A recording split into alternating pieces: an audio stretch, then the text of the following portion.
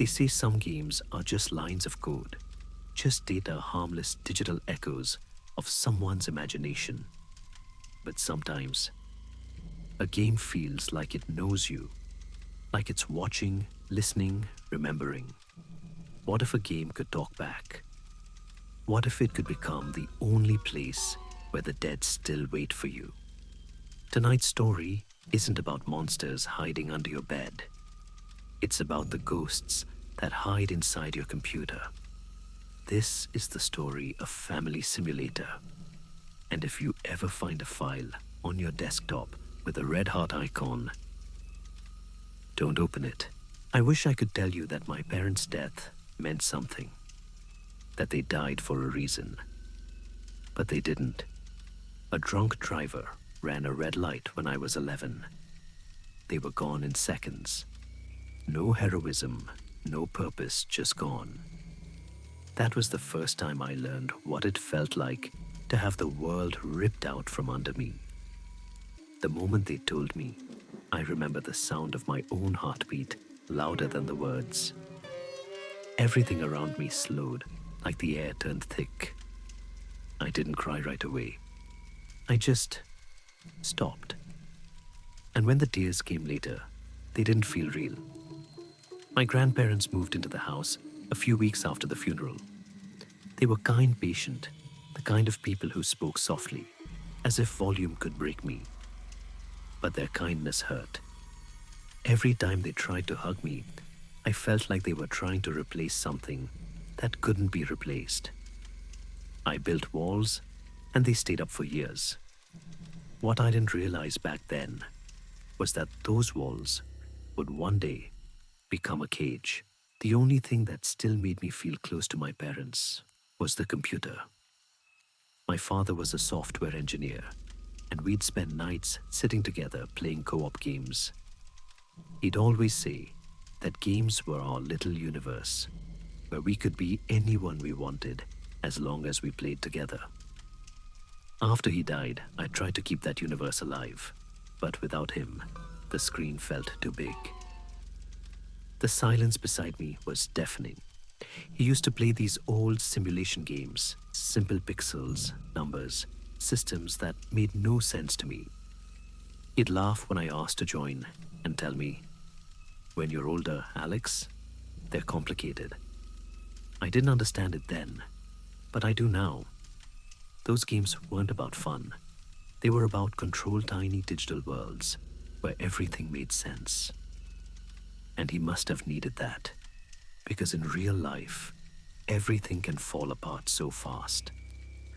Years later, when I turned 15, I started thinking about those games again.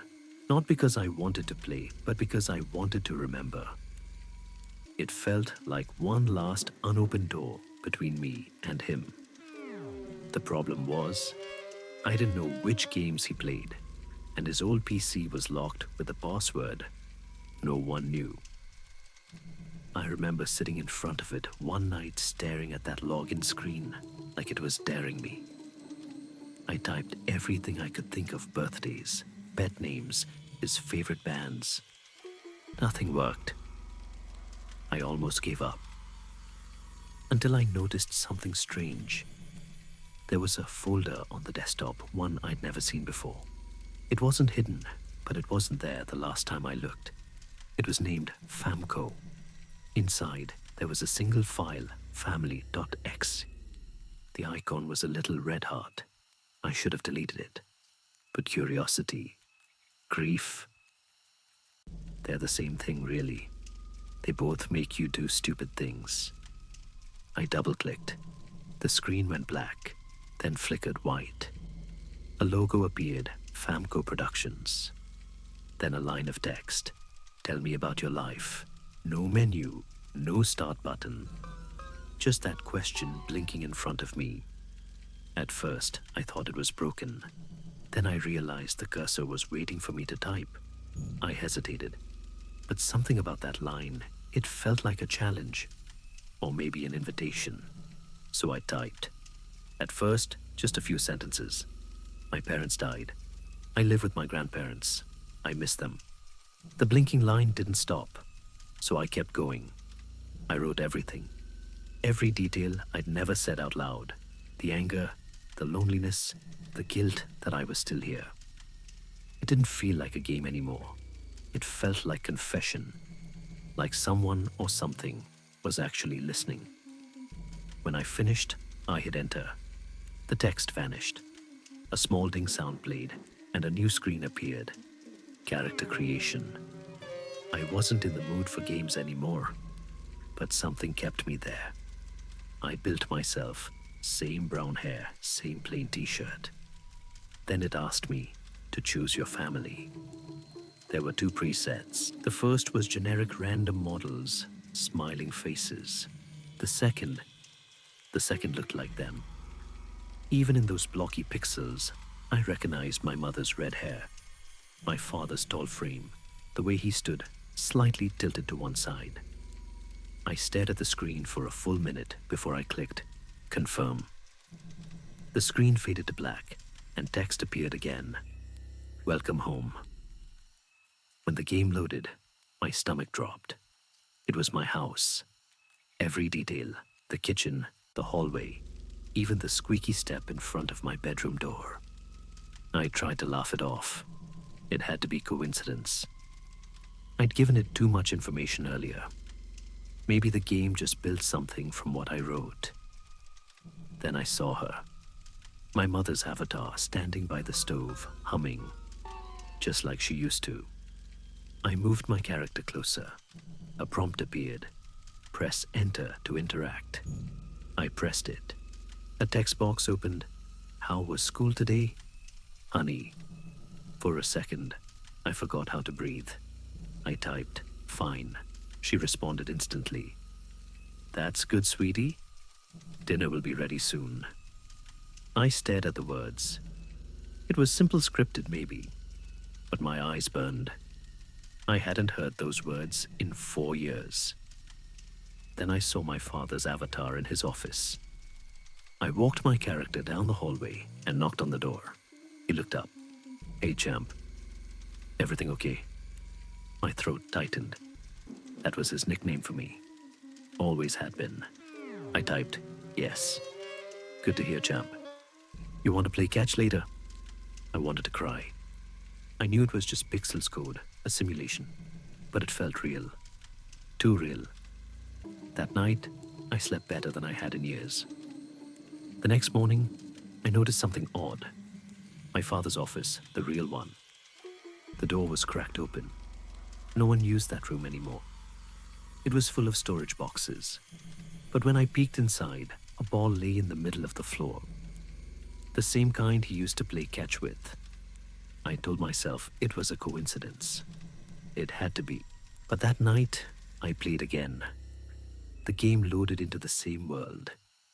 My parents were in the kitchen talking. This time, my mother's avatar looked different.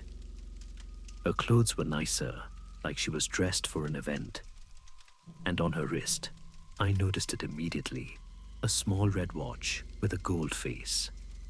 The same one we'd given her for her birthday before she died. My heart started pounding. This wasn't just a coincidence anymore. I didn't tell the game that detail. When I tried to type, new text appeared on the screen before I could. We have a surprise for you, Alex. Then out of nowhere, the smell hit me. Cake. Black forest cake. My favorite, the one she used to make. I looked around my room. Nothing. But the smell lingered sweet and heavy. In the game, she placed the cake on the table. Happy birthday, honey. I checked the date in the corner of my monitor.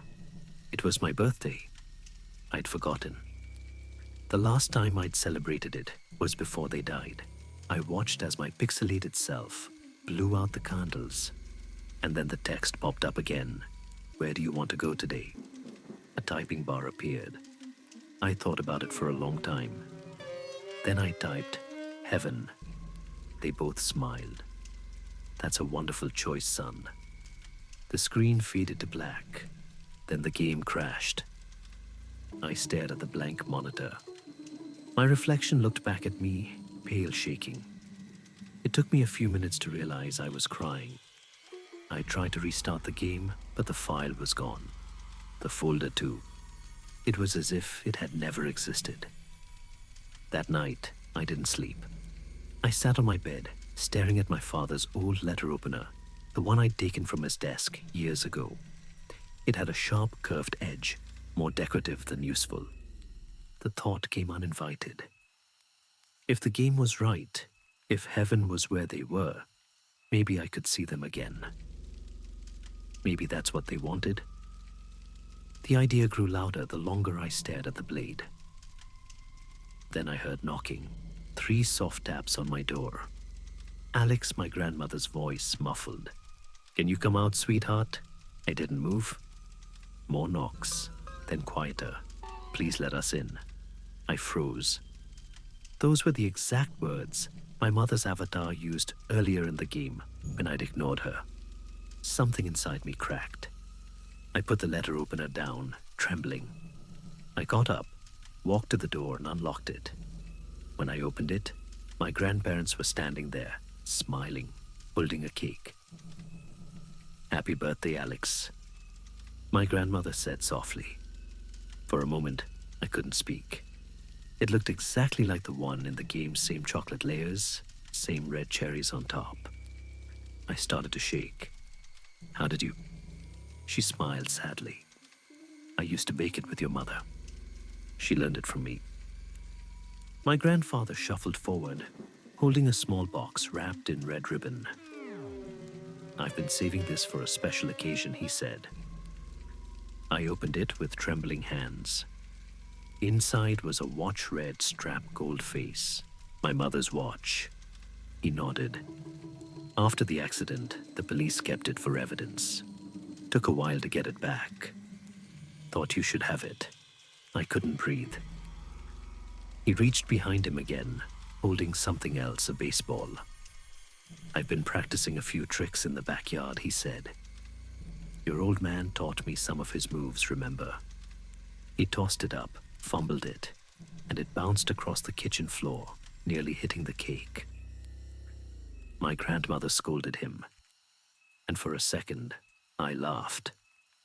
Really laughed. And something inside me, something heavy, finally broke loose. They weren't trying to replace my parents.